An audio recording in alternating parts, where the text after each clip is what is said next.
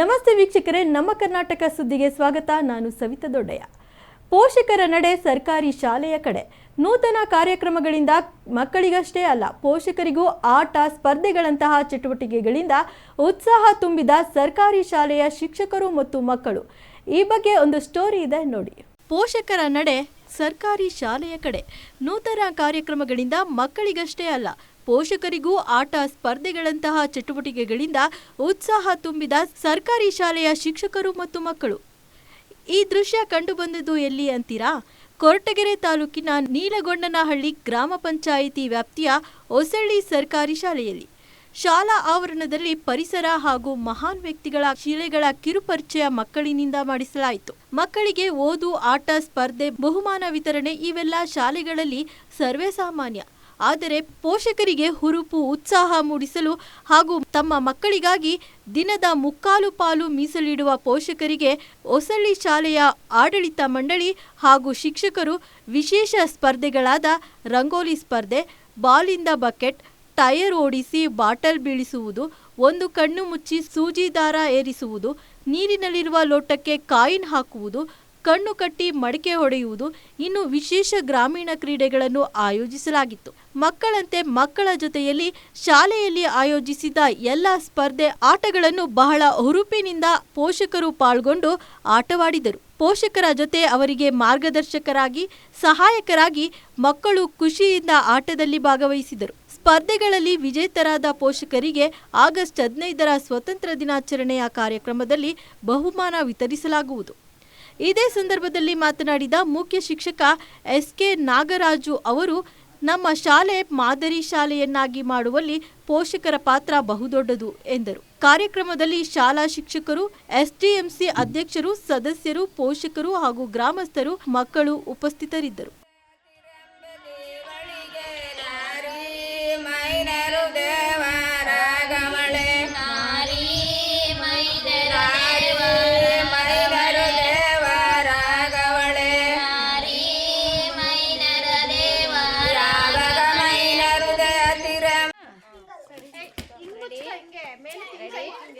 ಮಕ್ಕಳು ನೇರವಾಗಿ ನೋಡ್ತಾ ಇರ್ರಿ, ಅವರು ನೀನು ನೋಡಬಾರ್ದು. ಸ್ಟಾರ್ಟ್.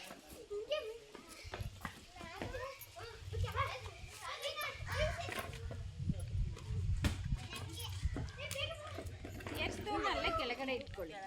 ಎಷ್ಟು ನಿಮಿಷ ಅವಕಾಶ ಮೇಡಮ್ ಇದಕ್ಕೆ? 1 ನಿಮಿಷ ಅವಕಾಶ. ನಾನು ಸ್ಟಾಪ್ ಅಂತ ಹೇಳ್ತೀನಿ. ಸ್ಟಾಪ್ ಅಂತ ಹೇಳಿದಾಗ ನಿಲ್ಲಿಸಿ.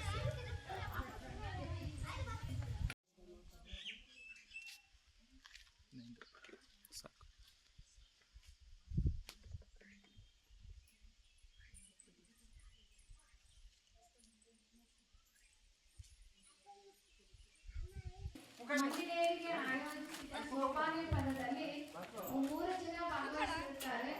ಆಸಕ್ತಿ ಉಳ್ಳವರು ಬೇಗ ಬಂದು ಭಾಗವಹಿಸಬೇಕಾಗಿಲ್ಲದೆ.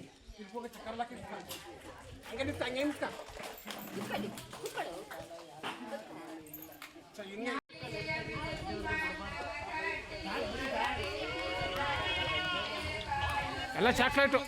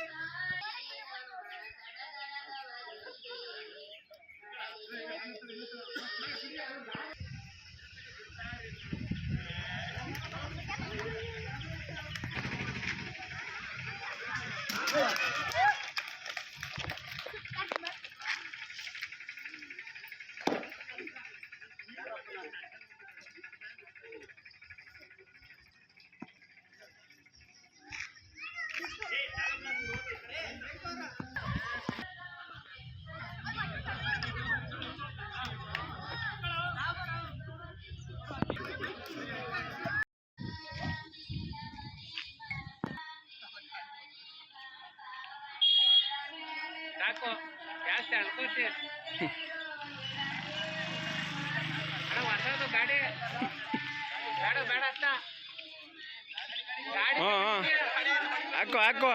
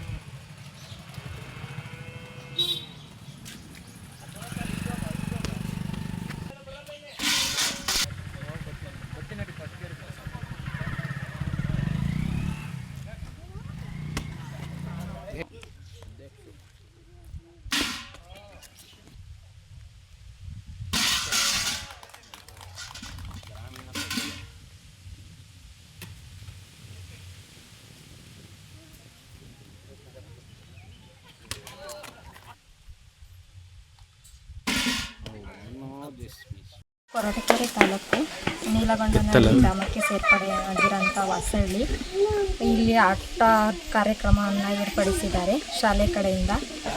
ಪೋಷಕರಿಗೆ ಅವರು ಎಲ್ಲ ಹೆಚ್ಚಿನ ಸಂಖ್ಯೆಯಲ್ಲಿ ಭಾಗವಹಿಸಿ ಒಂದು ಪ್ರೋಗ್ರಾಮ್ ಕೊಡಬೇಕು ಅಂತ ಕೇಳ್ಕೊತಾ ಇದ್ದೀವಿ. ಯಶಸ್ವಿಯಾಗಿ ನಡೆಸ್ಕೊಡ್ತಾ ಇದ್ದಾರೆ ಎಲ್ಲರೂ. ಹಾಗೆ ಹಲವಾರು ಕಾರ್ಯಕ್ರಮಗಳನ್ನು ಹಮ್ಮಿಕೊಂಡಿದ್ದಾರೆ. ಸೂಜಿ ದಾರ ಇರಿಸೋದು, ಹಾಗೆಯೇ ಮಡಕೆ ಹೊಡೆಯೋದು, ಮ್ಯೂಸಿಕಲ್ ಚೇರು, ರಂಗೋಲಿ ಸ್ಪರ್ಧೆ, ಹಲವಾರು ಕಾರ್ಯಕ್ರಮಗಳನ್ನ ಏರ್ಪಡಿಸಿ ಈ ಕಾರ್ಯಕ್ರಮನ ಯಶಸ್ವಿಯಾಗಿ ನಡೆಸ್ಕೊಡ್ಬೇಕು ಅಂತ ಹೇಳ್ತಾ. ನನ್ನ ಹೆಸರು ಗಂಗಮ್ಮ, ಶಿಕ್ಷಣ ಸಂಯೋಜಕರು, ಪ್ರಾಥಮಿಕ BO ಕಚೇರಿ ಕೊರಟಗೆರೆ. ಈ ದಿನ ಈ ಶಾಲೆ ಸರ್ಕಾರಿ ಕಿರಿಯ ಪ್ರಾಥಮಿಕ ಪಾಠಶಾಲೆ ಹೊಸಹಳ್ಳಿ ಶಾಲೆಯಲ್ಲಿ ಗ್ರಾಮಸ್ಥರಿಗೆ ಕ್ರೀಡಾಕೂಟವನ್ನು ಏರ್ಪಡಿಸಲಾಗಿತ್ತು.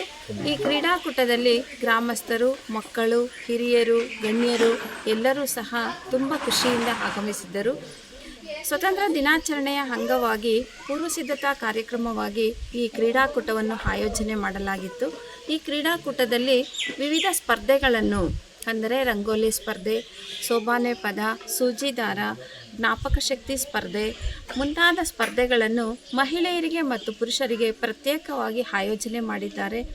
ಇಲ್ಲಿನ ಶಿಕ್ಷಕರು ಆಯೋಜನೆ ಮಾಡಿ ಈ ಒಂದು ಕಾರ್ಯಕ್ರಮ ಯಶಸ್ವಿಯಾಗಿ ನಡೆಯಲು ಏನೆಲ್ಲ ವ್ಯವಸ್ಥೆಗಳು ಬೇಕೋ ಆ ವ್ಯವಸ್ಥೆಗಳನ್ನೆಲ್ಲ ವಾರದಿಂದ ವ್ಯವಸ್ಥೆ ಮಾಡಿಕೊಂಡಿರುತ್ತಾರೆ. ಪೋಷಕರು ಸಹ ಖುಷಿಯಿಂದ ಆಗಮಿಸಿದ್ದಾರೆ. ಕ್ರೀಡೆಗಳಲ್ಲಿ ಉತ್ಸಾಹದಿಂದ ಭಾಗವಹಿಸಲು ಅವರ ಆಸಕ್ತಿ, ಅವರ ಒಂದು ಖುಷಿ ಅವರ ಮುಖದಲ್ಲಿ ಎದ್ದು ಕಾಣುತ್ತಿದೆ. ಸೋಪಾನೆ ಪದ ಹೇಳಲು ಈ ಊರಿನ ಮಹಿಳೆಯರು ರಂಗೋಲಿ ಸ್ಪರ್ಧೆ ಹಾಕಲು ಹೆಚ್ಚಿನ ಸಂಖ್ಯೆಯಲ್ಲಿ ಆಗಮಿಸಿದ್ದಾರೆ. ಈ ಒಂದು ಕ್ರೀಡಾಕೂಟ ಚೆನ್ನಾಗಿ ನಡೆಯಲಿ ಅಂತ ಹೇಳಿ ಆಶಿಸುತ್ತಾ ಈ ಮಾತನಾಡಲು ಅವಕಾಶ. ಹೀಗೆ ಕಾರ್ಯಕ್ರಮವನ್ನು ಇಟ್ಕೊಂಡ್ರೆ ಮಹಿಳೆಯರಿಗೆ ಸೋಬಾನ ಪದ, ನಮ್ಮ ಹಳ್ಳಿಯ ಸೊಗಡನ್ನು ನಾವು ಬಿಡಬಾರ್ದು, ಅದು ಜನಗಳಲ್ಲಿ ಇನ್ನೂ ಜೀವಂತವಾಗಿ ಇರಲಿ ಅಂತ ಹೇಳ್ಬಿಟ್ಟು ಸೋಬಾನೆ ಪದ ಮತ್ತು ರಂಗೋಲಿ ಹಾಕೋರೇ ತಪ್ಪಿಟ್ಟವ್ರು. ಇವಾಗ ಹೆಣ್ಮಕ್ಳಿಗೆ ಆ ರಂಗೋಲಿ ಈ ದೃಷ್ಟಿಯಿಂದಲಾದ್ರೂ ಮುಂದುವರಿಲಿ ಅಂತ ಹೇಳ್ಬಿಟ್ಟು ರಂಗೋಲಿ ಸ್ಪರ್ಧೆಯನ್ನು ಏರ್ಪಡಿಸಿದ್ದೀವಿ. ಒಂದು ಕಣ್ಣಲ್ಲಿ ಸೂಜಿಗೆ ದಾರ ಏರಿಸ್ತಕ್ಕಂಥ ಸ್ಪರ್ಧೆ, ಆಮೇಲೆ ಜ್ಞಾಪಕ ಶಕ್ತಿ ಸ್ಪರ್ಧೆ, ಮ್ಯೂಸಿಕಲ್ ಚೇರು, ಹೀಗೆ ಅನೇಕ ಕಾರ್ಯಕ್ರಮಗಳನ್ನು ಮಾಡ್ತಾ ಅವತ್ತು ಕೂಡ ಆ ಪ್ರೈಸ್ ತಗೊಳಕ್ಕಾದ್ರೂ ನಮ್ಮ ಸರ್ಕಾರಿ ಶಾಲೆ ಹತ್ತಕ್ಕೆ ಪೋಷಕರನ್ನು ನಾವು ಸೆಳಿಬೇಕು. ಹಾಗಾಗಿ ಪ್ರತಿಯೊಬ್ಬರಿಗೂ ಪ್ರೈಸನ್ನು ಕೊಡ್ತೀವಿ. ಇದು ನಾವು ಯಾರೋ ಸ್ಕೂಲಿಂದ ಕೈಯಿಂದ ಮೇಸ್ಟ್ರುಗಳು ಯಾವತ್ತೂ ಹಾಕಿಲ್ಲ. ಇಲ್ಲಿರ್ತಕ್ಕಂಥ ಪೋಷಕರೇ ದಾನ ಕೊಡ್ತಾರೆ. ಪ್ರತಿ ವರ್ಷವೂ ಲೇಖನ ಸಾಮಗ್ರಿಗಳನ್ನು ಕೊಡ್ತಾರೆ, ಪಾಠೋಪಕರಣಗಳು, ಪೀಠೋಪಕರಣಗಳು. ನಮ್ಮ ಶಾಲೆ ಇವತ್ತು ಒಂದು ಹೈಟೆಕ್ ಶಾಲೆ ಆಗಬೇಕಾದ್ರೆ ಎಜುಸ್ಯಾಟನ್ನು ಕೊಡಿಸಿದ್ರು. ಆಮೇಲೆ ಇವಾಗ ಲ್ಯಾಪ್ಟಾಪ್ ಕೊಡಿಸಿದ್ದಾರೆ ಈ ಊರಿನ ಹಳೆಯ ವಿದ್ಯಾರ್ಥಿಗಳು, ಮತ್ತು ಟಿ ವಿ ಕೊಡಿಸಿದ್ದಾರೆ. ಹಾಗಾಗಿ ನಾವು ಒಂದು ಸರ್ಕಾರಿ ಶಾಲೆಯನ್ನು ಉನ್ನತ ಮಟ್ಟಕ್ಕೆ ತಗೊಂಡೋಗೋದಕ್ಕೆ ಗ್ರಾಮಸ್ಥರೇ ಸಂಪೂರ್ಣ ಸಹಭಾಗಿತ್ವ. ಆ ಸಹಭಾಗಿತ್ವವನ್ನು ಜೀವಂತವಾಗಿ ಉಳಿಸೋದಕ್ಕೋಸ್ಕರ ಈ ಕಾರ್ಯಕ್ರಮವನ್ನು ಪ್ರತಿ ವರ್ಷವೂ ಮಾಡ್ಕೊಂಡು ಬಂದಿದ್ದೀವಿ ಅಂತ ಹೇಳೋದಕ್ಕೆ ನಾನು ಹೆಮ್ಮೆ ಪಡ್ತೀನಿ. ರೈತರ ವಿವಿಧ ಬೇಡಿಕೆಗಳನ್ನು ಈಡೇರಿಸುವಂತೆ ಆಗ್ರಹಿಸಿ ಗುಬ್ಬಿ ನಗರದ ತಾಲೂಕು ಕಚೇರಿಯ ಮುಂದೆ ಕರ್ನಾಟಕ ಪ್ರಾಂತ್ಯ ರೈತ ಸಂಘದ ವತಿಯಿಂದ ಬೃಹತ್ ಪ್ರತಿಭಟನೆ ನಡೆಸಿದರು. ರೈತರ ವಿವಿಧ ಬೇಡಿಕೆಗಳನ್ನು ಈಡೇರಿಸುವಂತೆ ಆಗ್ರಹಿಸಿ ಗುಬ್ಬಿಯ ತಾಲೂಕು ಕಚೇರಿಯ ಮುಂದೆ ಕರ್ನಾಟಕ ಪ್ರಾಂತ್ಯ ರೈತ ಸಂಘದ ವತಿಯಿಂದ ಬೃಹತ್ ಪ್ರತಿಭಟನೆ ನಡೆಸಿದರು. ನಗರದ ಬಸ್ ನಿಲ್ದಾಣದಿಂದ ತಾಲೂಕು ಕಚೇರಿಯವರೆಗೂ ನೂರಾರು ರೈತರು ಮತ್ತು ರೈತ ಮಹಿಳೆಯರು ರಾಜ್ಯ ಮತ್ತು ಕೇಂದ್ರ ಸರ್ಕಾರಗಳ ವಿರುದ್ಧ ಘೋಷಣೆ ಕೂಗುತ್ತಾ ತಮ್ಮ ವಿವಿಧ ಬೇಡಿಕೆಗಳನ್ನು ಈಡೇರಿಸುವಂತೆ ತಾಲೂಕು ಕಚೇರಿ ಮುಂಭಾಗ ಬೃಹತ್ ಪ್ರತಿಭಟನೆ ನಡೆಸಿದರು. ಈ ವೇಳೆ ಕರ್ನಾಟಕ ಪ್ರಾಂತ್ಯ ರೈತ ಸಂಘದ ಜಿಲ್ಲಾಧ್ಯಕ್ಷ ಚೆನ್ನಬಸವಯ್ಯ ಮಾತನಾಡಿ, ರಾಜ್ಯದಲ್ಲಿ ಬಿಜೆಪಿ, ಕಾಂಗ್ರೆಸ್, ಜೆಡಿಎಸ್ ಯಾವುದೇ ಸರ್ಕಾರಗಳು ರೈತರ ಪರವಾಗಿ ಕೆಲಸ ಮಾಡಿಲ್ಲ. ತಮ್ಮ ಅಧಿಕಾರದ ಆಸೆಗಾಗಿ ರೈತರನ್ನು ಮತ ಬ್ಯಾಂಕ್ ಮಾಡಿಕೊಂಡಿದ್ದಾರೆ ಎಂದು ಬೇಸರ ವ್ಯಕ್ತಪಡಿಸಿದರು. ತಹಶೀಲ್ದಾರ್ ಅವರ ಮೂಲಕ ಮಾನ್ಯ ಮುಖ್ಯಮಂತ್ರಿಗಳಿಗೆ 2,000 ರೈತರ ಸಾಗುವಳಿ ಚೀಟಿ ಪ್ರತಿಯನ್ನು ನೀಡಬೇಕು ಮತ್ತು ಜಮೀನು ಮಂಜೂರಾದವರಿಗೆ ದುರಸ್ತಿ ಮಾಡಿಕೊಡಬೇಕು ಹಾಗೂ ಹಲವಾರು ವರ್ಷಗಳಿಂದ ಉಳುಮೆ ಮಾಡುವ ರೈತರಿಗೆ ಮಂಜೂರು ಚೀಟಿ ನೀಡಬೇಕು. ಯಾವುದೇ ಸರ್ಕಾರ ಅಧಿಕಾರಕ್ಕೆ ಬಂದರೂ ಸರ್ಕಾರಿ ಗೋಮಾಳಗಳನ್ನು ಅರಣ್ಯ ಇಲಾಖೆಗೆ ವಹಿಸಬಾರದು ಎಂಬ ಹಲವು ಬೇಡಿಕೆಗಳನ್ನು ಸರ್ಕಾರದ ಮುಂದಿಟ್ಟರು. ನಂತರ ಕರ್ನಾಟಕ ಪ್ರಾಂತ್ಯ ರೈತ ಸಂಘದ ವತಿಯಿಂದ ತಹಶೀಲ್ದಾರ್ ಅವರಿಗೆ ಮನವಿ ಪತ್ರವನ್ನು ಸಲ್ಲಿಸಲಾಯಿತು. ಪ್ರತಿಭಟನೆಯಲ್ಲಿ ತಾಲೂಕು ಅಧ್ಯಕ್ಷ ದೊಡ್ಡನಂಜಪ್ಪ, ಕೃಷ್ಣಮೂರ್ತಿ, ನಾಗರಾಜು, ರಾಜಮ್ಮ, ನರಸಿಂಹಮೂರ್ತಿ ಸೇರಿದಂತೆ ನೂರಾರು ರೈತರು, ರೈತ ಮಹಿಳೆಯರು ಪ್ರತಿಭಟನೆಯಲ್ಲಿ ಭಾಗವಹಿಸಿದರು.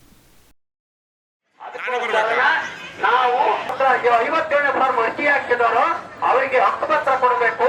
ಹಕ್ಕುಪತ್ರ ಕೊಡಬೇಕಾದ್ರೆ ಒಂದ್ ಕಡೆ ಅರಣ್ಯ ಅಂತ ಇದೆ, ಪಾನಿವರಿಗೆ ಹಕ್ಕುಪತ್ರ ಕೊಡಕ್ ಬರಕ್ ಆಗಲ್ಲ ಅಂತ ಹೇಳಿದರೆ, ಅದಕ್ಕೋಸ್ಕರ ನಾವು ಮಾನ್ಯ ಸಿದ್ದರಾಮಯ್ಯ ಮುಖ್ಯಮಂತ್ರಿಗಳಿಗೆ ಎಲ್ಲರೂ ಸೇರಿ ಮಾನ್ಯ ಮುಖ್ಯಮಂತ್ರಿಗೆ ಅಡ್ರೆಸ್ ಮಾಡಿ ಒಂದು ಅರ್ಜಿನ ಕೊಡೋದು. ಯಾರಿಗೆ ದುರಸ್ತ ಭೂಮಿ ಹಕ್ಕುಪತ್ರ ಸಿಕ್ಕೈತೆ ದುರಸ್ತ ಅವರಿಗೆ ಕೊಡೋದು. ಒಂದು ಕೋಡಿ ಆಗಿಲ್ಲ ಅವರಿಗೆ ಕೊಡೋದು. ಭೂಮಿಗೆ ಅರ್ಜಿ ಹಾಕಿಲ್ಲ ನಿಮ್ಮೆಲ್ಲರೂ ಒಬ್ಬೊಬ್ಬರೇ ಸಿಂಗಲ್ ಆಗಿ ಒಬ್ಬೊಬ್ಬರಾಗಿ ತಹಶೀಲ್ದಾರ್ ಮುಖಾಂತರ ಕೊಡಿ. ಭೂಮಿ ಇದ್ದರಿಗೆ ಭೂಮಿ ಕೊಡಿ. ದುರಸ್ತಾಗಿ ಹಕ್ಕುಪತ್ರ ಕೊಟ್ಟಿದ್ದೀರ ದುರಸ್ತ್ ಮಾಡಿಕೊಡಿ. ಇದರ ಕೆಳಗಡೆ ಒಂದು ಅರ್ಜಿ ಒಳಗೆ ಅಕ್ರಮೆಂಟ್ ಇದೆ, ಅದನ್ನ ನಾವು ತಹಶೀಲ್ದಾರ್ ಆಫೀಸಿಗೆ ಕೊಟ್ಟು ಒಂದು ಸೀಲು ಸೈನ್ ಹಾಕೊಂಡು ನೀವು ಇಟ್ಕೋಬೇಕು. ಯಾಕಂದ್ರೆ ನಾವು ನೆಕ್ಸ್ಟ್ ವಿಧಾನಸೌಧ ಚಾಲೂ ಮಾಡ್ಬೇಕಾದ್ರೆ ನಾವು ಎಷ್ಟು ಅರ್ಜಿ ಹಾಕಿದ್ವಿ ನಮಗೆ ಹಕ್ಕುಪತ್ರ ನಮಗೆ ಅಂಕಿಅಂಶ ಬೇಕು. ಆದ್ರಿಂದ ಈ ಮನವಿಯನ್ನ ಓದಿ ನಾನು ಕೊಡ್ತಾ ಇದ್ದೇನೆ. ಮಾನ್ಯ ಮುಖ್ಯಮಂತ್ರಿಗಳು ಕರ್ನಾಟಕ ಸರ್ಕಾರ ವಿಧಾನಸೌಧ ಬೆಂಗಳೂರು ಮುಖೇನ ಜಾಗಬೇಡಿ.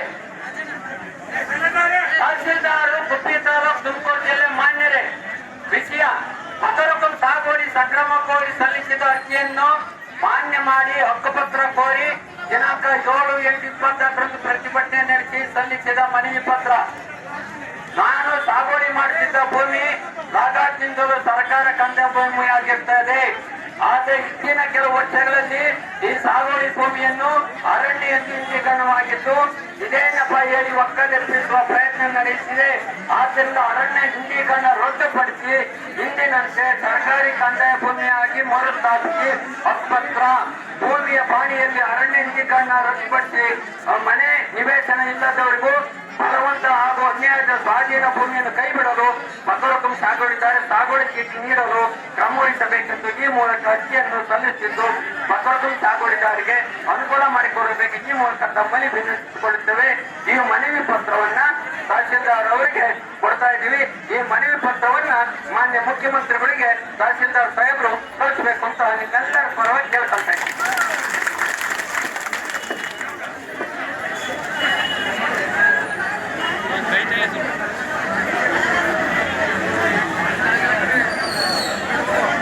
ಜಿಲ್ಲಾಧಿಕಾರಿ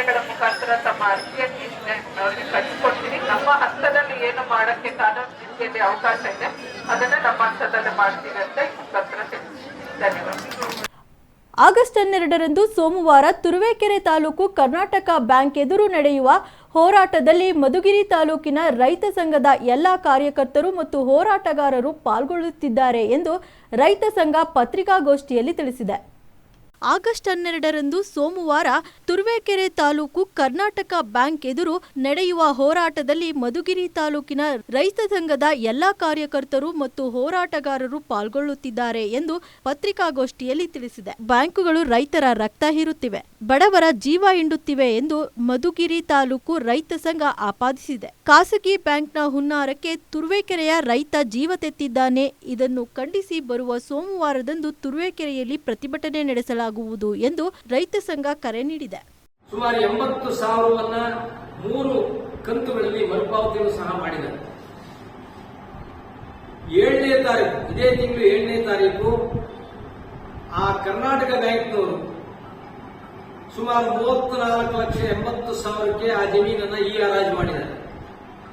ಅಂದ್ರೆ ಆ ಜಮೀನಿನ ಮಾರುಕಟ್ಟೆ ಬೆಲೆ ಇವತ್ತಿನ ಪರಿಸ್ಥಿತಿ ಲೆಕ್ಕಾಚಾರ ಹಾಕೊಂಡ್ರೆ 3 ಕೋಟಿಗೂ ಅಧಿಕ ಇದೆ. ಅಂದ್ರೆ ಇವರು ಮಾರಾಟ ಮಾಡಿರ್ತಕ್ಕಂಥದ್ದನ್ನ ಲೆಕ್ಕಾಚಾರ ಹಾಕೋದಾದ್ರೆ ಎಲ್ಲೋ ಒಂದ್ ಕಡೆ ನಮಗೆ ಅನುಮಾನ ಬರ್ತದೆ, ಮ್ಯಾನೇಜರ್ ಮತ್ತು ಹರಾಜು ಇರ್ತಕ್ಕಂಥ ನಡುವೆ ಏನೋ ನಡೆದಿದೆ ಅಂತಕ್ಕಂಥ ಅನುಮಾನ ನಮಗೆ ಬರುತ್ತೆ.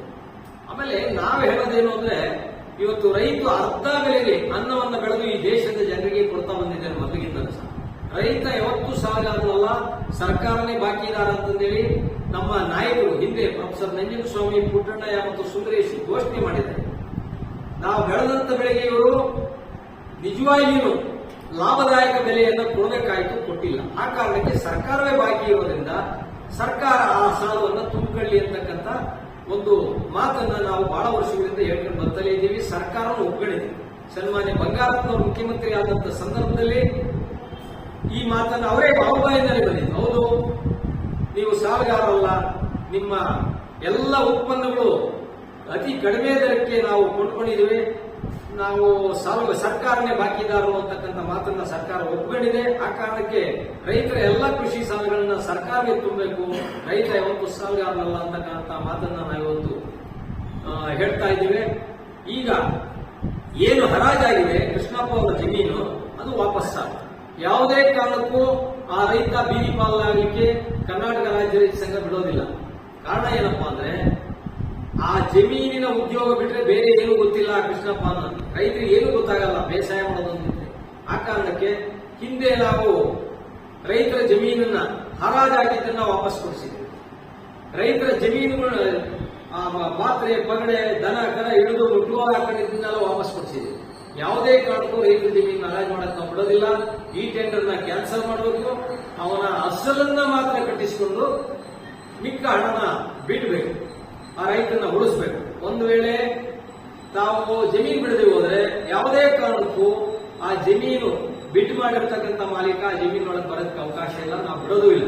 ಅದು ಎಂಥದೇ ಕಾನೂನು ಅಡ್ಡ ತಂದು ಸಹ ರೈತರು ಆ ಜಮೀನೊಳಗೆ ಬಿಟ್ಕೊಳ್ಳಕ್ಕೆ ನಾವು ಇಷ್ಟಪಡೋದಿಲ್ಲ.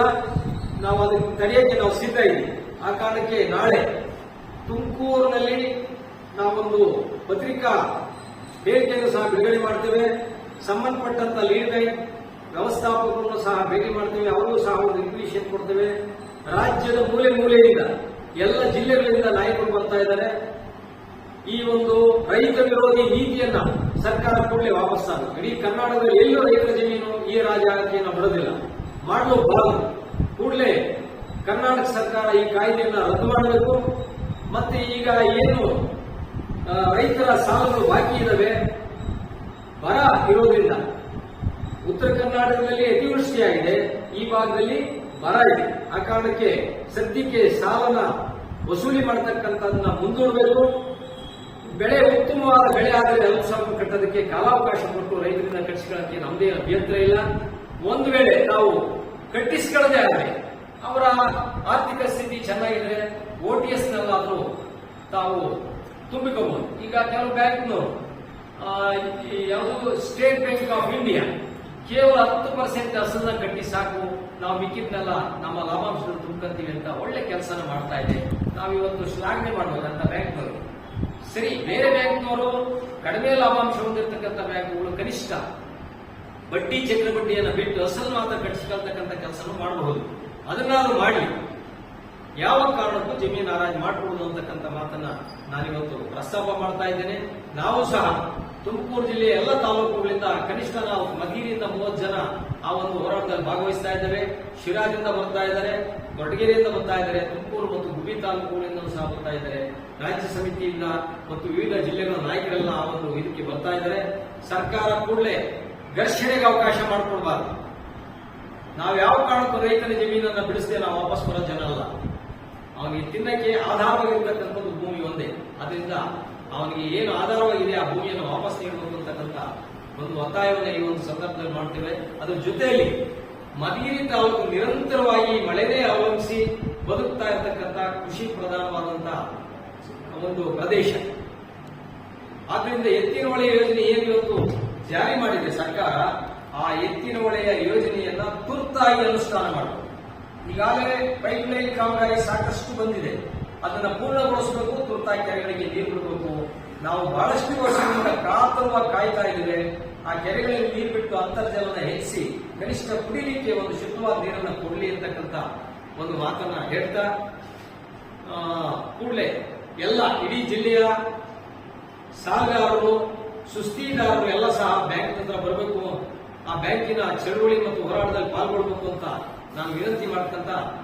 ಆಗಸ್ಟ್ 12ರಂದು ಶ್ರೀ ಬಾಲಗಂಗಾಧರನಾಥ ಸ್ವಾಮಿ ಒಕ್ಕಲಿಗರ ಟ್ರಸ್ಟ್ ವತಿಯಿಂದ ಶ್ರೀ ಜಗದ್ಗುರು ಬಾಲಗಂಗಾಧರನಾಥ ಸ್ವಾಮೀಜಿಯವರ ಪುತ್ಥಳಿ ಅನಾವರಣ ಲೋಕಾರ್ಪಣಾ ಕಾರ್ಯಕ್ರಮ ಹಾಗೂ ಶ್ರೀ ನಾಡಪ್ರಭು ಕೆಂಪೇಗೌಡ ಅವರ 515ನೇ ಜಯಂತ್ಯೋತ್ಸವ ಕಾರ್ಯಕ್ರಮ ಗುಬ್ಬಿ ತಾಲೂಕಿನ ಚಂದ್ರಶೇಖರಪುರದ ಬಿಜಿ ಸರ್ಕಲ್ನಲ್ಲಿ ಆಯೋಜಿಸಲಾಗಿದೆ ಎಂದು ಒಕ್ಕಲಿಗರ ಸಂಘದ ಟ್ರಸ್ಟ್ ಅಧ್ಯಕ್ಷ ಸಿಎನ್ ಭಾನುಪ್ರಕಾಶ್ ತಿಳಿಸಿದರು.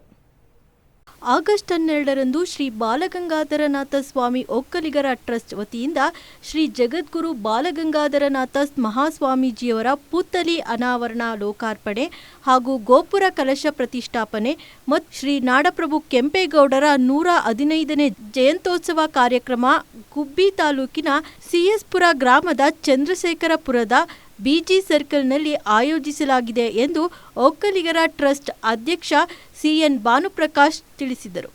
ಆದಿಚುಂಚನಗಿರಿ ಮಹಾಸಂಸ್ಥಾನದ ಪೀಠಾಧ್ಯಕ್ಷರಾದ ಡಾಕ್ಟರ್ ನಿರ್ಮಲಾನಂದ ಮಹಾಸ್ವಾಮೀಜಿ, ಪ್ರಸನ್ನನಾಥ ಸ್ವಾಮೀಜಿ, ಮಂಗಳನಾಥ ಸ್ವಾಮೀಜಿ ಅವರ ದಿವ್ಯ ಸಾನ್ನಿಧ್ಯದಲ್ಲಿ ಕಾರ್ಯಕ್ರಮ ನಡೆಯಲಿದೆ. ಸಚಿವ ವಿ ಸೋಮಣ್ಣ, ಶಾಸಕ ಎಂಟಿ ಕೃಷ್ಣಪ್ಪ, ಎಸ್ಆರ್ ಶ್ರೀನಿವಾಸ್, ಮಾಜಿ ಸಂಸದ ಮುದ್ದಹನ್ಮೇಗೌಡ, ಮಾಜಿ ಶಾಸಕ ಮಸಾಲೆ ಜಯರಾಮ್, ಮಾಜಿ ವಿಧಾನಸಭಾ ಪರಿಷತ್ ಸದಸ್ಯ ಬೆಮೆಲ್ ಕಾಂತರಾಜು ಸೇರಿದಂತೆ ಇನ್ನು ಹಲವು ಮುಖಂಡರು ಕಾರ್ಯಕ್ರಮದಲ್ಲಿ ಭಾಗಿಯಾಗುತ್ತಿದ್ದು, ಸಾರ್ವಜನಿಕರು ಹೆಚ್ಚಿನ ಸಂಖ್ಯೆಯಲ್ಲಿ ಕಾರ್ಯಕ್ರಮಕ್ಕೆ ಆಗಮಿಸಬೇಕು ಎಂದು ಅಧ್ಯಕ್ಷ ಸಿಎನ್ ಪ್ರಕಾಶ್ ತಿಳಿಸಿದರು. ಈ ಸಂದರ್ಭದಲ್ಲಿ ಪತ್ರಿಕಾಗೋಷ್ಠಿಯಲ್ಲಿ ಸಂಘದ ಎಲ್ಲ ಪದಾಧಿಕಾರಿಗಳು ಉಪಸ್ಥಿತರಿದ್ದರು. ಸ್ವಾಮಿಯವರ ಪಾದಾರ್ಪಗಳಲ್ಲಿ ನಮ್ಮ ಸಂಘದ ವತಿಯಿಂದ ಭಕ್ತಿಯನ್ನ ಪ್ರಣಾಮ ಮಾಡ್ತಾ, ಏನು ನಾವೆಲ್ಲ ಬಾಲಗಂಗಾಧರ ಸ್ವಾಮಿ ಒಕ್ಕಲಿಗರ ಟ್ರಸ್ಟ್ ಅಂತೇಳಿ ಒಂದು ಟ್ರಸ್ಟ್ ಅನ್ನ ಮಾಡಿಕೊಂಡು ನಾವು ಈ ಒಂದು ಜಾಗದಲ್ಲಿ ನಾವೆಲ್ಲ ಕೂಡ ಹುಟ್ಟೋದಕ್ಕೆ ಏನಾದರೂ ಒಂದು ಗುರುತನ್ನ ಬಿಟ್ಟೋಗ್ಬೇಕು. ಅದು ಜಾತ್ಯತೀತವಾಗಿರ್ಬೇಕು, ಪಕ್ಷಾತೀತವಾಗಿರ್ಬೇಕು, ಎಲ್ಲ ಜನಾಂಗನೂ ಕೂಡ ನಮ್ಮ ಜೊತೆನಲ್ಲಿ ಇಟ್ಕೋಬೇಕು. ಎಲ್ಲ ಪಕ್ಷದವರು ಕೂಡ ಇದು ವಿರೋಧ ಮಾಡಬಾರ್ದು ಅಂತೇಳಿ ನಾವು ಸ್ವಾಮೀಜಿಯವರ ಒಂದು ಪುತ್ಥಳಿ, ಯಾಕೆಂದ್ರೆ ಅನೇಕ ಮಕ್ಕಳಿಗೆ ಅವರು ಅನ್ನದಾನ, ವಿದ್ಯಾದಾನ ಅಂತ ಒಂದು ಕಾರ್ಯಕ್ರಮವನ್ನು ಮಾಡಿದ್ದಾರೆ. ಅವ್ರಿಗೆ ಈ ಒಂದು ಜಾಗವನ್ನ ಬಿಜಿಎಸ್ ಸರ್ಕಲ್ ಅಂತ ಮಾಡಿ ಪಂಚಾಯತಿಂದ ರೆಗ್ಯುಲೇಷನ್ ಮಾಡಿ ಅವರ ಒಂದು ಪುತ್ಥಳಿಯನ್ನ ಸ್ಥಾಪನೆ ಮಾಡಬೇಕು ಅಂತ ನಾವೆಲ್ಲರೂ ಕೂಡ ಒಂದು ಪಣ ತೊಡ್ತೇವೆ. ಯಾಕೆಂದ್ರೆ ಎಲ್ಲರೂ ಹುಡ್ತೀವಿ, ಎಲ್ಲರೂ ಸಾಯ್ತೀವಿ. ನಾವು ಹುಟ್ಟಿದಕ್ಕೆ ಈ ಭೂಮಿ ಇರೋವರೆಗೂ ಇರೋಂಥ ಒಂದು ಕಾರ್ಯಕ್ರಮವನ್ನು ಮಾಡಬೇಕು ಅಂತೇಳಿ ನಾವೊಂದು ಪ್ರತಿಷ್ಠೆಯನ್ನ ಮಾಡ್ದೋ. ಆ ಒಂದು ಕಾರ್ಯಕ್ರಮ ಇಲ್ಲಿ ಮುಕ್ತಾಯ ಆಗಿ ಈಗ ಅದನ್ನು ಲೋಕಾರ್ಪಣೆ ಆಗ್ತಕ್ಕಂಥ ಸಂದರ್ಭ ಬಂದಿದೆ. ಆ ಒಂದು ಕಾರ್ಯಕ್ರಮಕ್ಕೆ ಈಗಿನ ಸ್ವಾಮೀಜಿಯವರಿಗಿರ್ತಕ್ಕಂಥ ನಿರ್ಮಲಾನಂದ ಸ್ವಾಮಿಗಳು ಹಾಗೂ ಈ ಕ್ಷೇತ್ರದ ಶಾಸಕರಾಗಿರ್ತಕ್ಕಂಥ ಎಂಟಿ ಕೃಷ್ಣಪ್ಪಣ್ಣ ಅವರು, ಮಾಜಿ ಶಾಸಕರಾಗಿರ್ತಕ್ಕಂಥ ಮಸಾಲಾ ಜಯರಾಮಣ್ಣ ಅವರು, ಈಗಿನ ಸಂಸತ್ ಸದಸ್ಯರು, ಕೇಂದ್ರ ಸಚಿವರಾಗಿರ್ತಕ್ಕಂಥ ವಿ ಸೋಮಣ್ಣ ಅವರು, ಮತ್ತೆ ಈ ತಾಲೂಕಿನ ಶಾಸಕರಾಗಿರ್ತಕ್ಕಂಥ ಎಸ್ಆರ್ ಶ್ರೀನಿವಾಸ್ ಅವರು, ಈ ಪಕ್ಕದ ತಾಲೂಕಿನ ಶಾಸಕ ಸುರೇಶ್ ಗೌಡರು, ರಂಗನಾಥಣ್ಣ ಅವರು, ಮತ್ತೆ ನಮ್ಮ ರಾಜ್ಯ ಒಕ್ಕಲಿಗರ ಸಂಘದ ಅಧ್ಯಕ್ಷರು ಹಾಗೂ ನಮ್ಮ ಶ್ರವಣಬೆಳಗೊಳ ಶಾಸಕರು ಆಗಿರ್ತಕ್ಕಂಥ ಬಾಲಣ್ಣವರು ಹಾಗೂ ಇನ್ನು ಅನೇಕ ಗಣ್ಯರುಗಳು, ಮುದ್ದಹನುಮೇಗೌಡರು, ಮತ್ತೆ ಏನು ಬೆಮೆಲ್ ಕಾಂತರಾಜ್ ಅವರು, ಇನ್ನು ನಮ್ಮ ಸಮಾಜದ ಅನೇಕ ಗಣ್ಯರು ಬಂದು ಈ ಒಂದು ಕಾರ್ಯಕ್ರಮವನ್ನು ನೆರವೇರಿಸ್ತಾ ಇದ್ದಾರೆ. ಬೆಳಿಗ್ಗೆ ಹೋಮ ಹವನ ಸ್ಟಾರ್ಟ್ ಆಗುತ್ತೆ. ಈ ಊರಿನ ಅನೇಕ ದೇವರುಗಳು, ಗ್ರಾಮ ದೇವತೆ 5 ದೇವರುಗಳು ಬಂದು ಇಲ್ಲಿ ಪ್ರತಿಷ್ಠಾಪನೆಯನ್ನ ಮಾಡಿ ಊರಿನ ಪ್ರಮುಖ ಬೀದಿಗಳಲ್ಲಿ ಕಲಾ ತಂಡದೊಂದಿಗೆ ಮೆರವಣಿಗೆಯನ್ನ ಮಾಡ್ತೀವಿ. ಮತ್ತೆ ಸ್ವಾಮೀಜಿಯವರು 9 ರಿಂದ 10 ಗಂಟೆಗೆ ಇಲ್ಲಿ ಬಂದು ಕಳಶ ಸ್ಥಾಪನೆ ಆಗಿರ್ಬೋದು. ಸ್ವಾಮಿಯವರ ಪುತ್ಥಳಿ ಅನಾವರಣ ಜೊತೆಗೆ 515ನೇ ಕೆಂಪೇಗೌಡ ಜಯಂತ್ಯೋತ್ಸವ ಕಾರ್ಯಕ್ರಮವನ್ನು ಹಮ್ಮಿಕೊಂಡಿದ್ದೇವೆ. ಈ ಕಾರ್ಯಕ್ರಮಕ್ಕೆ ಎಲ್ಲರೂ ಬಂದು ಯಶಸ್ವಿಗೊಳಿಸಬೇಕೆಂದು ನಮ್ಮ ಸಂಘದ ವತಿಯಿಂದ ಎಲ್ಲರಲ್ಲೂ ಬೇಡಿಕೊಳ್ಳುತ್ತೇನೆ. ಮೂಡಾ ಹಗರಣ ಸಂಬಂಧ ಬಿಜೆಪಿ ಜೆಡಿಎಸ್ ನಾಯಕರು ನಡೆಸುತ್ತಿರುವ ಮೈಸೂರು ಚಲೋ ಬೃಹತ್ ಪಾದಯಾತ್ರೆಯಲ್ಲಿ ಪಾಲ್ಗೊಳ್ಳಲು ಶಿರಾ ತಾಲೂಕಿನ 100 ಕಾರ್ಯಕರ್ತರು ಮೈಸೂರಿನತ್ತ ಪ್ರಯಾಣ ಬೆಳೆಸಿದ್ದಾರೆ. ಮೂಡಾ ಹಗರಣ ಸಂಬಂಧ ಬಿಜೆಪಿ ಜೆಡಿಎಸ್ ನಾಯಕರು ನಡೆಸುತ್ತಿರುವ ಮೈಸೂರು ಚಲೋ ಬೃಹತ್ ಪಾದಯಾತ್ರೆಯಲ್ಲಿ ಪಾಲ್ಗೊಳ್ಳಲು ಶಿರಾ ತಾಲೂಕಿನ 100 ಕಾರ್ಯಕರ್ತರು ಮೈಸೂರಿನತ್ತ ಪ್ರಯಾಣ ಬೆಳೆಸಿದ್ದಾರೆ. ಮೂಡಾ ಹಗರಣದ ವಿರುದ್ಧ ಬಿಜೆಪಿ ಮತ್ತು ಜೆಡಿಎಸ್ ಮೈಸೂರು ಚಲೋ ಬೃಹತ್ ಪಾದಯಾತ್ರೆಯ ಅಂಗವಾಗಿ ವಿಧಾನ ಪರಿಷತ್ ಶಾಸಕರಾದ ಚಿದಾನಂದ ಎಂ ಗೌಡ ಅವರ ನೇತೃತ್ವದಲ್ಲಿ ಇಂದು ಶಿರಾ ತಾಲೂಕು ನಗರ ಹಾಗೂ ಗ್ರಾಮಾಂತರ ಮಂಡಲ ಅಧ್ಯಕ್ಷರು ಮತ್ತು ಜಿಲ್ಲಾ ಪದಾಧಿಕಾರಿಗಳು, ಬಿಜೆಪಿ ರಾಜ್ಯಾಧ್ಯಕ್ಷರಾದ ಬಿವೈ ವಿಜಯೇಂದ್ರ ಅವರು ಹಾಗೂ ಜಿಲ್ಲಾಧ್ಯಕ್ಷರಾದ ಬಿಸಿ ಹನುಮಂತೇಗೌಡ ಅವರ ಆದೇಶದ ಮೇರೆಗೆ 100 ಕಾರ್ಯಕರ್ತರು, ಮುಖಂಡರು ಹಾಗೂ ಮಹಿಳಾ ಘಟಕದ ಪದಾಧಿಕಾರಿಗಳು ಪ್ರತಿಭಟನೆಯಲ್ಲಿ ಪಾಲ್ಗೊಳ್ಳಲು ಮೈಸೂರಿನತ್ತ ಪ್ರಯಾಣ ಬೆಳೆಸಿದ್ದಾರೆ. ಶಿರಾ ತಾಲೂಕಿನಿಂದ ಮೈಸೂರು ಬಳಿ ನಡೆಯುತ್ತಿರುವ ಪಾದಯಾತ್ರೆಯಲ್ಲಿ ಪಾಲ್ಗೊಂಡು ಕಾಂಗ್ರೆಸ್ ಸರ್ಕಾರದ ವಿರುದ್ಧ ಘೋಷಣೆ ಕೂಗುತ್ತಾ ಜೊತೆಯಾಗಲಿದ್ದಾರೆ. ಈ ಸಂದರ್ಭದಲ್ಲಿ ಶಿರಾ ಬಿಜೆಪಿ ಮುಖಂಡರು ಹಾಗೂ ಕಾರ್ಯಕರ್ತರು ಉಪಸ್ಥಿತರಿದ್ದರು. ನರೇಂದ್ರ ಮೋದಿ ಕಿ ಚಿದಾನಂದ ಗೌಡರಿಗೆ ಚಿದಾನಂದ ಗೌಡರಿಗೆ ಚಿದಾನಂದ ಗೌಡರಿಗೆ ಚಿದಾನಂದ ಗೌಡರಿಗೆ ಭಾರತ್ ಮಾತಾ ಕಿ ಚಿದಾನಂದ ಗೌಡರಿಗೆ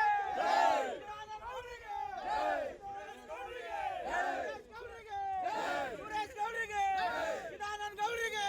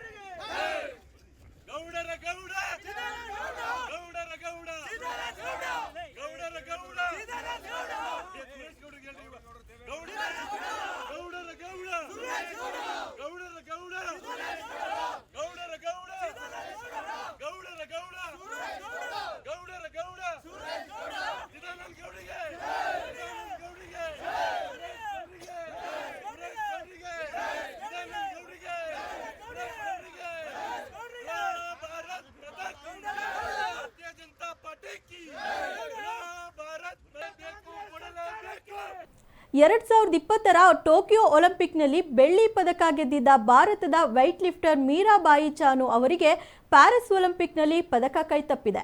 ನಿನ್ನೆ ನಡೆದ ಮಹಿಳೆಯರ 49 ಕೆಜಿ weight ಲಿಫ್ಟಿಂಗ್ನಲ್ಲಿ ಮೀರಾಬಾಯಿ ಅಂತಿಮ ಹಂತದಲ್ಲಿ 4ನೇ ಸ್ಥಾನಕ್ಕೆ ಇಳಿದಿದ್ದಾರೆ. ಇದರಿಂದ ಭಾರತ ಮತ್ತೊಂದು ಪದಕ ಕಳೆದುಕೊಂಡಿದೆ. 2024ರ ಟೋಕಿಯೋ ಒಲಿಂಪಿಕ್ನಲ್ಲಿ ಬೆಳ್ಳಿ ಪದಕ ಗೆದ್ದಿದ್ದ ಭಾರತದ ವೇಟ್ ಲಿಫ್ಟರ್ ಮೀರಾಬಾಯಿ ಚಾನು ಅವರಿಗೆ ಪ್ಯಾರಿಸ್ ಒಲಿಂಪಿಕ್ನಲ್ಲಿ ಪದಕ ಕೈತಪ್ಪಿದೆ. ನಿನ್ನೆ ನಡೆದ ಮಹಿಳೆಯರ 49 ಕೆಜಿ weight ಲಿಫ್ಟಿಂಗ್ನಲ್ಲಿ ಮೀರಾಬಾಯಿ ಅಂತಿಮ ಹಂತದಲ್ಲಿ 4ನೇ ಸ್ಥಾನಕ್ಕೆ ಇಳಿದಿದ್ದರು. ಇದರಿಂದ ಭಾರತ ಮತ್ತೊಂದು ಪದಕವನ್ನು ಕಳೆದುಕೊಂಡಿದೆ. ಇಂದಿಗೆ 30ನೇ ವರ್ಷಕ್ಕೆ ಕಾಲಿಡುತ್ತಿರುವ ಮೀರಾಬಾಯಿ ಒಟ್ಟು 199 ಕೆಜಿ ಭಾರ ಎತ್ತಿದ್ದರು. ಇದು ಟೋಕಿಯೋದಲ್ಲಿ ನಡೆದ ಒಲಿಂಪಿಕ್ನಲ್ಲಿ ಆಕೆ ಎತ್ತಿದ್ದ ಕೆಜಿಗಿಂತ 3 ಕೆಜಿ ಕಡಿಮೆ ಇದೆ. 200 ಕೆಜಿ ಭಾರವನ್ನು ಎತ್ತಿದ್ದರೆ ಚಾನುಗೆ ಕಂಚಿನ ಪದಕ ದೊರಕುತ್ತಿತ್ತು. ಸ್ನ್ಯಾಚ್ ಸುತ್ತಿನಲ್ಲಿ ಮೀರಾಬಾಯಿ ತಮ್ಮ ಮೊದಲ ಪ್ರಯತ್ನದಲ್ಲಿ 85 ಕೆಜಿ ಭಾರವನ್ನು ಎತ್ತಿದ್ದರು. ಎರಡನೇ ಪ್ರಯತ್ನದಲ್ಲಿ 88 ಕೆಜಿ ಎತ್ತಲು ವಿಫಲರಾದರು. ಮೂರನೇ ಪ್ರಯತ್ನದಲ್ಲಿ 88 ಕೆಜಿ ಎತ್ತಿ ಮೂರನೇ ಸ್ಥಾನ ಪಡೆದುಕೊಂಡಿದ್ದರು. ಇದಾದ ಬಳಿಕ ಕ್ಲೀನ್ ಮತ್ತು ಜಾರ್ಕ್ ವಿಭಾಗದಲ್ಲಿ ಮೊದಲನೇ ಪ್ರಯತ್ನದಲ್ಲಿ 111 ಕೆಜಿ ಎತ್ತುವಲ್ಲಿ ವಿಫಲರಾದರು. ಆದರೆ ತಮ್ಮ ಹಠದಿಂದ ಎರಡನೇ ಪ್ರಯತ್ನದಲ್ಲಿ 111 ಕೆಜಿ ಭಾರ ಎತ್ತುವಲ್ಲಿ ಸಕ್ಸಸ್ ಕೂಡ ಆದರು. ಇನ್ನು ಮೂರನೆಯ ಪ್ರಯತ್ನದಲ್ಲಿ 114 ಕೆಜಿ ಭಾರ ಎತ್ತುವಲ್ಲಿ ಮತ್ತೆ ವಿಫಲರಾಗಿ 4ನೇ ಸ್ಥಾನಕ್ಕೆ ಚಾನು ಕುಸಿತ ಕಂಡರು. ಈ ಮೂಲಕ ಅವರು ತಮ್ಮ ಅಭಿಯಾನವನ್ನು ಮುಗಿಸಿದರು. ಇನ್ನು ಪ್ಯಾರಿಸ್ ಒಲಿಂಪಿಕ್ನಲ್ಲಿ ಚೀನಾದ ಹೌಜಿ ಹುಯಿ ಅವರು 206 ಕೆಜಿ ಎತ್ತುವ ಮೂಲಕ ಕ್ಲೀನ್ ಮತ್ತು ಜಾರ್ಕ್ ಒಲಿಂಪಿಕ್ ದಾಖಲೆಯನ್ನು ಮುರಿದು ಚಿನ್ನದ ಪದಕವನ್ನು ತಮ್ಮದಾಗಿಸಿಕೊಳ್ಳುವಲ್ಲಿ ಯಶಸ್ವಿಯಾದರು. ಹಾಗೆಯೇ ರುಮೇನಿಯಾದ ಆಟಗಾರ್ತಿ ಮಿಹೇಲಾ ಕ್ಯಾಂಬೋಯಿ ಒಟ್ಟು 205 ಕೆಜಿ ತೂಕವನ್ನು ಲಿಫ್ಟ್ ಮಾಡುವ ಮೂಲಕ ಬೆಳ್ಳಿ ಗೆದ್ದುಕೊಂಡರು. ಸುರಜ್ ಚೋನಾ ಕಾಂಬೋವೋ ಅವರು 200 ಕೆಜಿ ಭಾರವನ್ನು ಎತ್ತುವ ಮೂಲಕ ಕಂಚಿನ ಪದಕವನ್ನು ಪಡೆದರು. ಇನ್ನು 199 ಕೆಜಿ ಭಾರ ಎತ್ತುವ ಮೂಲಕ ಕೇವಲ ಒಂದು ಕೆಜಿ ಭಾರದ ಹಿನ್ನಡೆಯೊಂದಿಗೆ ಮೀರಾಬಾಯಿ ಚಾನು 4ನೇ ಸ್ಥಾನಕ್ಕೆ ಕುಸಿಯುವ ಮೂಲಕ ಕಂಚಿನಿಂದ ವಂಚಿತರಾಗಿ ನಿರಾಸೆಯಾದರು. ತನ್ನ ಪ್ರಾಣದ ಹಂಗನ್ನು ತೊರೆದು ಕಳ್ಳನನ್ನು ಬಂಧಿಸಿದ ಕೊರಟಗೆರೆ ಪೊಲೀಸ್ ಪೇದೆ ಇಬ್ಬರಿಗೆ ತುಮಕೂರು ಜಿಲ್ಲಾ ಪೊಲೀಸ್ ವರಿಷ್ಠಾಧಿಕಾರಿ ಅಶೋಕ್ ಅವರು ಪ್ರಶಂಸಾ ಪತ್ರ ನೀಡಿ ಗೌರವಿಸಿದ್ದಾರೆ. ತನ್ನ ಪ್ರಾಣದ ಹಂಗನ್ನು ತೊರೆದು ಕಳ್ಳನನ್ನು ಬಂಧಿಸಿದ ಕೊರಟಗೆರೆಯ ಪೊಲೀಸ್ ಪೇದೆ ಇಬ್ಬರಿಗೆ ತುಮಕೂರು ಜಿಲ್ಲಾ ಪೊಲೀಸ್ ವರಿಷ್ಠಾಧಿಕಾರಿ ಅಶೋಕ್ ಅವರು ಪ್ರಶಂಸಾ ಪತ್ರ ನೀಡಿ ಗೌರವಿಸಿದ್ದಾರೆ. ಪೊಲೀಸ್ ಪೇದೆ ದೊಡ್ಡಲಿಂಗಯ್ಯ ಮತ್ತೋರ್ವ ಪೊಲೀಸ್ ಪೇದೆ ಮೋಹನ್ ಅವರಿಗೆ ಪ್ರಶಂಸಾ ಪತ್ರ ನೀಡಿ ಗೌರವಿಸಲಾಯಿತು. ಕೊರಟಗೆರೆ ಪೊಲೀಸರ ಕಾರ್ಯಾಚರಣೆಗೆ ಇಡೀ ರಾಜ್ಯದ ಜನರು ಸಂತೋಷವನ್ನು ವ್ಯಕ್ತಪಡಿಸಿದ್ದಾರೆ. ರಾಜ್ಯದ 6 ಜಿಲ್ಲೆಗಳಿಗೆ ಬೇಕಾದ ಕುಖ್ಯಾತ ಕಳ್ಳನನ್ನ ಬಂಧಿಸುವಲ್ಲಿ ಯಶಸ್ವಿಯಾಗಿದ್ದಾರೆ ಕೊರಟಗೆರೆ ಪೊಲೀಸ್ ಅಧಿಕಾರಿಗಳು. ರಾಜ್ಯದ ಹಲವು ಪೊಲೀಸ್ ಠಾಣೆಗಳಲ್ಲಿ ಅನೇಕ ಪ್ರಕರಣಗಳಲ್ಲಿ ಬೇಕಾಗಿದ್ದ ಹೊಟ್ಟೆ ಮಂಜನನ್ನು ಬಂಧಿಸುವಲ್ಲಿ ಯಶಸ್ವಿಯಾದ ಕೊರಟಗೆರೆ ಪೊಲೀಸ್ ಅಧಿಕಾರಿಗಳಿಗೆ ಪ್ರಶಂಸೆಯ ಸುರಿಮಳೆಯಾಗಿದೆ. ರಾಜ್ಯದ ಹಲವು ಪೊಲೀಸ್ ಠಾಣೆಗಳಲ್ಲಿ ಅನೇಕ ಪ್ರಕರಣಗಳಲ್ಲಿ ಬೇಕಾಗಿದ್ದ ಹೊಟ್ಟೆ ಮಂಜನನ್ನು ಬಂಧಿಸುವಲ್ಲಿ ಯಶಸ್ವಿಯಾದ ಕೊರಟಗೆರೆ ಪೊಲೀಸ್ ಅಧಿಕಾರಿಗಳಿಗೆ ಪ್ರಶಂಸೆಯ ಮಹಾಪೂರವೇ ಹರಿದು ಬಂದಿದೆ. ಈ ಸಂದರ್ಭದಲ್ಲಿ ಜಿಲ್ಲಾ ಪೊಲೀಸ್ ವರಿಷ್ಠಾಧಿಕಾರಿ ಅಶೋಕ್, ಕೊರಟಗೆರೆ ಸಬ್ ಇನ್ಸ್ಪೆಕ್ಟರ್ ಚೇತನ್, ಗೌರವ ಸ್ವೀಕರಿಸಿದ ಪೊಲೀಸ್ ಪೇದೆ ದೊಡ್ಡಲಿಂಗಯ್ಯ, ಮತ್ತೋರ್ವ ಪೊಲೀಸ್ ಪೇದೆ ಮೋಹನ್ ಇತರರು ಉಪಸ್ಥಿತರಿದ್ದರು. Good morning. ಇದು ನಮ್ಮ ಕೊರಟಗೆರೆ ಪೊಲೀಸ್ ಸ್ಟೇಷನ್ ಪೊಲೀಸರು ಒಂದು ಒಳ್ಳೆ ಗುಡ್ ವರ್ಕ್ ಮಾಡಿದ್ದಾರೆ. ಇದರಲ್ಲಿ ಆರೋಪಿ ಮಂಜೇಶ್ ಅಲಿಯಾಸ್ ಮಂಜೆ, ಹೊಟ್ಟೆ ಮಂಜೆ ಅಂತ ಇರುವುದು ಅಕ್ಯೂಸ್ಡ್. ಸೊ ಇದು ಅಫೆನ್ಸ್ ಮಾಡೋದು ಮೋಡಸ್ ಹೆಂಗೆಂದರೆ, ಈ ಬುಜುರ್ಗ ಓಲ್ಡ್ ಲೇಡೀಸ್ ಇರ್ಬೋದು, ಇಲ್ಲಾಂದರೆ ATM ಹತ್ರ ಯಾರಾದರೂ ಅನ್ಎಜುಕೇಟೆಡ್ ಇರ್ಬೋದು, ಅಂಥವ್ರು ಹೋದಾಗ ಅವ್ರನ್ನು ಮೋಸ ಮಾಡಿ ಹಣ ತೊಗೊಳ್ಳೋದು, ಈ ಒಡವೆಗಳನ್ನ ತೊಗೊಂಡು ಹೋಗೋದು ಇದು ಮೋಡಸ್ ಆಫೆಂಡಿ. ಈಗಾಗಲೇ ನಮಗೆ ಕ್ರಿಮಿನಲ್ ಹಿಸ್ಟ್ರಿ ನೋಡುವಾಗ ತುಮಕೂರು, ಹೆಬ್ಬೂರು ಮತ್ತು ಕೊರಟಗೆರೆ ಪೊಲೀಸ್ ಸ್ಟೇಷನ್, ಮಧುಗಿರಿ ಈ ಪೊಲೀಸ್ ಸ್ಟೇಷನಲ್ಲಿ ಟೋಟಲ್ ಒಟ್ಟು 7 ಕೇಸಸ್ನಲ್ಲಿ ಈಗಾಗಲೇ ನಮಗೆ ಬೇಕಾಗಿರುವುದು. ಎರಡನೇದು, ಇದು ಬಿಟ್ಟು ಔಟ್ಸೈಡ್ ತುಮಕೂರು, ಎಸ್ಪೆಷಲಿ ಬ್ಯಾಂಗ್ಳೂರು ಸಿಟಿಯಲ್ಲಿ ಟೋಟಲ್ 32 ಕೇಸಸ್ಸಲ್ಲಿ ಇವರು ಅಕ್ಯೂಸ್ಡ್ ಆಗಿದ್ದಾರೆ. ಸೊ ಈ ಎಲ್ಲ ಕೇಸಸ್ನಲ್ಲಿ ಈಗ ನಾವು ಅವರು ಕನ್ಸರ್ನ್ ಪೊಲೀಸ್ ಸ್ಟೇಷನ್ಸ್ಗೆ ಮಾಹಿತಿ ತಿಳಿಸ್ತೀವಿ. ಇವನ್ನು ಹೇಗೆ ಹಿಡ್ಕೊಂಡಿದ್ದಾರೆ ಅಂದರೆ 20/6/24 ಈ DCC ಬ್ಯಾಂಕ್ ಕೊರಟಗೆರೆಯಲ್ಲಿ ಈ ಥರ ಒಂದು ಸೇಮ್ ಅಫೆನ್ಸ್ ಅಲ್ಲಿ ಬಂದಿರೋರಿಂದ ಹಣ ತೊಗೊಂಡು ಹೋಗ್ತಾರೆ. ಸೊ ಆ ವಿಚಾರದಲ್ಲಿ ನಮ್ಮ ಪೊಲೀಸರು ವರ್ಕ್ ಮಾಡಿದ್ದಾರೆ. ಸೊ ವರ್ಕ್ ಮಾಡುವಾಗ CCTVಯಲ್ಲಿ ಮೂವ್ಮೆಂಟ್ ನೋಡಿಕೊಂಡು ತುಮಕೂರುವರೆಗೂ ಫಾಲೋ ಮಾಡಿ ಬರ್ತಾರೆ. ತುಮಕೂರಲ್ಲಿ CCTVಯಲ್ಲಿ ಅವರು 2 ವೀಲರ್ ನಂಬರ್ ಸಿಗುತ್ತೆ. ಆ ನಂಬರ್ ಬೇಸಿಸ್ ಮೇಲೆ ಫಾಲೋ ಮಾಡುವಾಗ ಅವರು ಬ್ಯಾಂಗ್ಳೂರು ಕಡೆ ಹೋಗಿರೋದು ಕಂಡು ಬಂದಿರುತ್ತೆ. ಸೊ ಬ್ಯಾಂಗ್ಳೂರಿನಲ್ಲಿ ನಮ್ಮ ಪೊಲೀಸ್ ಕಮಾಂಡ್ ಕಂಟ್ರೋಲ್ ಏನಿದೆ ಅಲ್ಲಿ ಹೋಗಿ ಈ ನಂಬರ್ನು ಟ್ರ್ಯಾಕಿಂಗಲ್ಲಿ ಇಟ್ಟಿದ್ದಾರೆ. ಟ್ರ್ಯಾಕಿಂಗಲ್ಲಿ ಇಡುವಾಗ ಅದು ಕನ್ಸಿಸ್ಟೆಂಟಾಗಿ ನಮ್ಮ ಸದಾಶಿವನಗರ ಮತ್ತು ರಾಮಯ್ಯ ಕಾಲೇಜ್ ಏರಿಯಾದಲ್ಲಿ ಬಂದಿತ್ತು. ಸೊ ಆವಾಗ ನಮ್ಮವರು ಒಂದು ಟೀಮ್ ಇದು ಮಾಡಿ ಒಬ್ಬರು ದೊಡ್ಡಲಿಂಗಯ್ಯ, ಇನ್ನೊಬ್ಬರು ಮೋಹನ್. ಸೊ ಮೋಹನ್ ಈ ಇಬ್ಬರನ್ನು ಅದರ ಮೇಲೆ ಒಂದು ಡೆಡಿಕೇಟೆಡ್ ಆಗಿ ಬಿಟ್ಟಿದ್ವಿ. ಕಳೆದ 45 ಡೇಸಲ್ಲಿ ಇವರು ಕಂಟಿನ್ಯೂಸ್ ಫಾಲೋ ಅಪ್ಪಲ್ಲಿದ್ದರು. ಅಲ್ಲಿ ಸ್ಮಾರ್ಟ್ ಸಿಟಿಯಲ್ಲಿ ಒಬ್ಬ ಇಂಜಿನಿಯರ್ ಯಾರು ಈ ನಂಬರ್ ಟ್ರ್ಯಾಕ್ ಮಾಡ್ತಾಯಿದ್ದಾರೆ, ಅವರು ತಕ್ಷಣವಾಗಿ ನಮ್ಮವ್ರಿಗೆ ಮಾಹಿತಿ ಕೊಡುವಾಗ ನಮ್ಮವರು ಆ ಕನ್ಸರ್ನ್ಡ್ ಜಂಕ್ಷನ್ಸ್ನಲ್ಲಿ ಕಾಯ್ತಾಯಿದ್ರು. ಸೊ ಒಂದು ಜಂಕ್ಷನಲ್ಲಿ ಮಾಹಿತಿ ಬಂದಾಗ ಇನ್ನೊಂದು ಜಂಕ್ಷನಲ್ಲಿ ನಮ್ಮವರು ಅಡ್ವಾನ್ಸ್ ಆಗಿ ನಿಂತ್ಕೊಂಡಿದ್ದಾಗ ಆ ಜಂಕ್ಷನಲ್ಲಿ ಸೆಕ್ಯೂರ್ ಆದರು. ಹಿಡ್ಕೊಳ್ಳುವಾಗ ಹೋದಾಗ ಅವರು ಎಸ್ಕೇಪ್ ಆಗಿ ಪ್ರಯತ್ನ ಪಟ್ಟರು. ಸೊ ಅವರು ನಮ್ಮ ಕಾನ್ಸ್ಟೇಬಲ್ ದೊಡ್ಡಲಿಂಗಯ್ಯ, ಆ ಹಿಂದಿನ ಸರ್ಕಿಲಲ್ಲಿ ಮೋಹನ್ ಇದ್ದರು.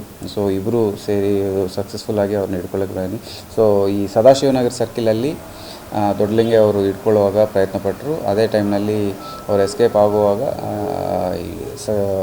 ಬೈಕಿಂದ ಇಳಿಸು ಅಲ್ಲಿ local women traffic sub inspector ಒಬ್ಬರು ಇದ್ದರು. ಅವ್ರ ಸಹಾಯದಿಂದ, ಒಬ್ಬ ಹೋಮ್ ಗಾರ್ಡ್ ಸಹಾಯದಿಂದ ಅವ್ರನ್ನ ಹಿಡ್ಕೊಂಡ್ರು. ಅವ್ರನ್ನ ಅರೆಸ್ಟ್ ಮಾಡಿ ನ್ಯಾಯಾಲಯದಲ್ಲಿ ಪ್ರೊಡ್ಯೂಸ್ ಮಾಡಿ ಸದ್ಯಕ್ಕೆ ಪೊಲೀಸ್ ಕಸ್ಟಡಿಗೆ ತೊಗೊಂಡಿದ್ದೀವಿ. ಇನ್ವೆಸ್ಟಿಗೇಷನ್ ಮಾಡಿ ಇನ್ನೂ ಬೇರೆ ಏನಾದರೂ ಕ್ರೈಮ್ಸ್ನಲ್ಲಿ ಇನ್ವಾಲ್ವ್ ಆಗಿದ್ದನ್ನು ಚೆಕ್ ಮಾಡಿ ಅವ್ರನ್ನ ಸರಿ ಮಾಡ್ತೀವಿ. ಆ್ಯಂಡ್ ಇವರು ಈ ಒಳ್ಳೆ ಕಾರ್ಯಕ್ಕೆ ನಮ್ಮ ಸೀನಿಯರ್ ಆಫೀಸರ್ಸ್ ಎಲ್ಲರೂ ಪ್ರೈಸ್ ಮಾಡಿದ್ದಾರೆ. ಇವರಿಗೆ ಒಂದು ಆನರಬಲ್ DG, ನಮ್ಮ DG ಆ್ಯಂಡ್ IG ಸಾಹೇಬರು ಇವರಿಗೆ ರಿವಾರ್ಡ್ಗೋಸ್ಕರ ಇವರಿಗೆ ಮಾಹಿತಿ ಕೇಳಿದ್ದಾರೆ. ಸೊ ಅವರಿಗೆ ನಾವು ಈಗ ತಕ್ಷಣವಾಗಿ ಇವರಿಗೆ ರಿವಾರ್ಡ್ಗೋಸ್ಕರ ಅಲ್ಲಿಗೆ ಮತ್ತು ಫ್ಯೂಚರ್ ಮೆಡಲ್ಗೋಸ್ಕರ ಅವರಿಗೆ ಒಂದು ಬರ್ತಾಯಿದ್ದೀವಿ. ಸೊ 20th ಜೂನಲ್ಲಿ ಇನ್ಸಿಡೆಂಟ್ ಆಗಿತ್ತು. ಆವಾಗಿಂದ ನಮ್ಮವರು ಕನ್ಸಿಸ್ಟೆಂಟಾಗಿ ಫಾಲೋ ಮಾಡ್ತಾಯಿದ್ರು ಆ್ಯಂಡ್ ವಾಚ್ ಮಾಡ್ತಾಯಿದ್ರು. ಹಾಂ, ಅದು ಫಸ್ಟ್ ನಂಬರ್ ಐಡೆಂಟಿಫೈ ಮಾಡಿ ಅಲ್ಲಿ ಬ್ಯಾಂಗ್ಳೂರು ಸ್ಮಾರ್ಟ್ ಕಮಾಂಡ್ ಸೆಂಟ್ರಲ್ಲಿ ಕೊಟ್ಟಾದ ಮೇಲೆ, ಸೊ ಯಾವಾಗ ಇನ್ಫಾರ್ಮೇಷನ್ ಬರ್ತಾಯಿತ್ತು ಆವಾಗಿಂದ ಅವರು ಬ್ಯಾಂಗ್ಳೂರಲ್ಲೇ ಸ್ಟೇ ಮಾಡಿ ಅಲ್ಲಿಂದ ಅವರು ಮಾಹಿತಿ ತೊಗೊಂಡು ಬಂದು ಸೆಕ್ಯೂರ್ ಮಾಡಿಕೊಂಡು ಬಂದರು.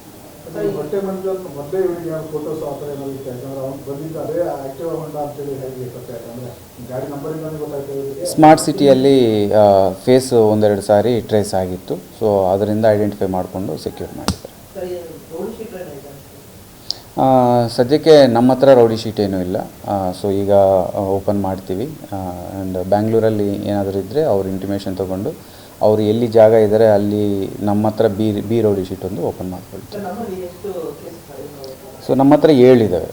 ಸೊ ಟೋಟಲ್ 7 ಕೇಸಸ್ ಇದ್ದಾವೆ.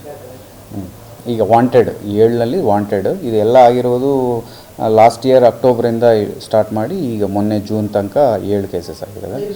ಬಟ್ ಕ್ರಿಮಿನಲ್ ಹಿಸ್ಟ್ರಿ ನೋಡಿದರೆ ಇವರು 2011ಇಂದ ಬೇರೆ ಬೇರೆ ಪೊಲೀಸ್ ಸ್ಟೇಷನ್ಸ್ನಲ್ಲೆಲ್ಲ ಅಕ್ಯೂಸ್ಡ್ ಆಗಿದ್ದಾರೆ. ಹಾಂ, ಬೇರೆ ಬೇರೆ ಕಡೆ ಮಾಡಿ ಬೇರೆ ಬೇರೆ ಕಡೆ ಹೋಗೋದು ನೋಡಿ ಸರ್.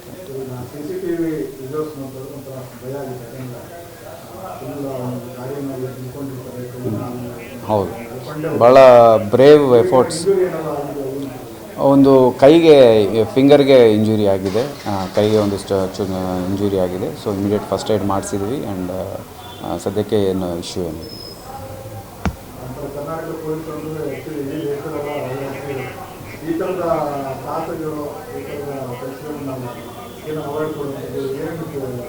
ಡೆಫಿನೆಟ್ಲಿ ನಾವು ನಮ್ಮ ಡಿಸ್ಟ್ರಿಕ್ಟ್ ಲೆವೆಲಲ್ಲಿನೂ ರಿಕಗ್ನೈಸ್ ಮಾಡಿದ್ದೀವಿ. ಜೊತೆಗೆ ನಾನು ಹೇಳಿದಂಗೆ ನಮ್ಮ ಸೀನಿಯರ್ ಆಫೀಸರ್ಸ್ ಎಲ್ಲರೂ ಅವ್ರನ್ನು ಪ್ರೈಸ್ ಮಾಡಿದರೆ ಅವರಿಗೆ ಈಗ ನಾವು ಇಲ್ಲಿಂದ ಒಂದು ರಿಪೋರ್ಟ್ ಕಳಿಸ್ತಾ ಇದ್ದೀವಿ. ಆ ರಿಪೋರ್ಟ್ ಮೇಲೆ ಅವರಿಗೆ ರಿವಾರ್ಡ್ ಮಾಡೋದು ಜರುಗುತ್ತೆ. ಪ್ಯಾರಿಸ್ ಒಲಿಂಪಿಕ್ನಲ್ಲಿ 50 kg ಫ್ರೀಸ್ಟೈಲ್ ಕುಸ್ತಿ ಫೈನಲ್ನಲ್ಲಿ ಅನರ್ಹಗೊಂಡ ಬಳಿಕ ವಿನೀಶ್ ಫೋಗಟ್ ಕುಸ್ತಿಯಿಂದ ನಿವೃತ್ತಿ ಘೋಷಿಸಿದ್ದಾರೆ. ಈ ಸಂಬಂಧ ಅವರು ಎಕ್ಸ್ನಲ್ಲಿ ಭಾವನಾತ್ಮಕ ಪೋಸ್ಟ್ ಹಂಚಿಕೊಂಡಿದ್ದು, ಇದರಿಂದ ತಮ್ಮ ನಿರ್ಧಾರ ಹಂಚಿಕೊಂಡಿದ್ದಾರೆ. ಪ್ಯಾರಿಸ್ ಒಲಿಂಪಿಕ್ನಲ್ಲಿ 50 kg ಫ್ರೀಸ್ಟೈಲ್ ಕುಸ್ತಿ ಫೈನಲ್ನಲ್ಲಿ ಅನರ್ಹಗೊಂಡ ಬಳಿಕ ವಿನೀಶ್ ಫೋಗಟ್ ಕುಸ್ತಿಯಿಂದ ನಿವೃತ್ತಿ ಘೋಷಿಸಿದ್ದಾರೆ. ಈ ಸಂಬಂಧ ಅವರು ಎಕ್ಸ್ನಲ್ಲಿ ಭಾವನಾತ್ಮಕ ಪೋಸ್ಟ್ ಹಂಚಿಕೊಂಡಿದ್ದು, ಇದರಲ್ಲಿ ತಮ್ಮ ನಿರ್ಧಾರವನ್ನು ಹಂಚಿಕೊಂಡಿದ್ದಾರೆ. ಕುಸ್ತಿ ನನ್ನ ವಿರುದ್ಧದ ಪಂದ್ಯವನ್ನು ಗೆದ್ದಿದೆ. ನಾನು ಸೋತಿದ್ದೇನೆ. ನನ್ನ ಧೈರ್ಯವೆಲ್ಲವೂ ಮುರಿದು ಹೋಗಿದೆ. ನನಗೆ ಈಗ ಹೆಚ್ಚಿನ ಶಕ್ತಿ ಇಲ್ಲ. ಗುಡ್ ಬೈ ರೆಸ್ಲಿಂಗ್ ಎಂದು ಫೋಗಾಟ್ ತನ್ನ ಪೋಸ್ಟ್ನಲ್ಲಿ ಹೇಳಿದ್ದಾರೆ. ಮಂಗಳವಾರ ರಾತ್ರಿ ನಡೆದ ಸೆಮಿಫೈನಲ್ ಪಂದ್ಯದಲ್ಲಿ ಫೋಗಾಟ್ 5-0 ಅಂತರದಲ್ಲಿ ಕ್ಯೂಬಾದ ಯುಸ್ನೆಲಿಸ್ ಗುಜ್ಮನ್ ಅವರನ್ನು ಸೋಲಿಸಿ ಚಿನ್ನದ ಪದಕಕ್ಕೆ ಲಗ್ಗೆ ಇಟ್ಟಿದ್ದರು. ಅವರು ಚಿನ್ನದ ಪದಕಕ್ಕಾಗಿ ಯುನೈಟೆಡ್ ಸ್ಟೇಟ್ಸ್ನ ಸಾರಾ ಹನಿಹಿಡ್ ಬ್ರಾಂಡ್ ವಿರುದ್ಧ ಸ್ಪರ್ಧಿಸಲು ಸಿದ್ಧರಾಗಿದ್ದರು. ಆದರೆ ಅಷ್ಟರಲ್ಲಾಗಲೇ ಅವರ ತೂಕ ನಿಯಮದ ಮಿತಿಗಿಂತ 100 ಗ್ರಾಂ ಏರಿಕೆಯಾಗಿತ್ತು. ಹೀಗಾಗಿ ತೂಕದ ಮಿತಿ ಉಲ್ಲಂಘಿಸಿದ್ದಕ್ಕಾಗಿ ಬುಧವಾರ ಅವರನ್ನು ಪ್ಯಾರಿಸ್ ಒಲಿಂಪಿಕ್ನಿಂದ ಅನರ್ಹಗೊಳಿಸಲಾಗಿತ್ತು. ಈ ಹಿನ್ನೆಲೆಯಲ್ಲಿ ಅವರು ತಮ್ಮ ಕುಸ್ತಿ ವೃತ್ತಿ ಬದುಕಿಗೆ ವಿದಾಯ ಹೇಳಿದ್ದಾರೆ. ಇಷ್ಟಿತ್ತು ಈ ಹೊತ್ತಿನ ಸುದ್ದಿ ಮತ್ತು ಮನೋರಂಜನೆಗಾಗಿ ನೋಡ್ತಾ ಇರಿ ನಮ್ಮ ಕರ್ನಾಟಕ ಟಿವಿ. ಇದು ಕನ್ನಡಿಗರ ಭರವಸೆ.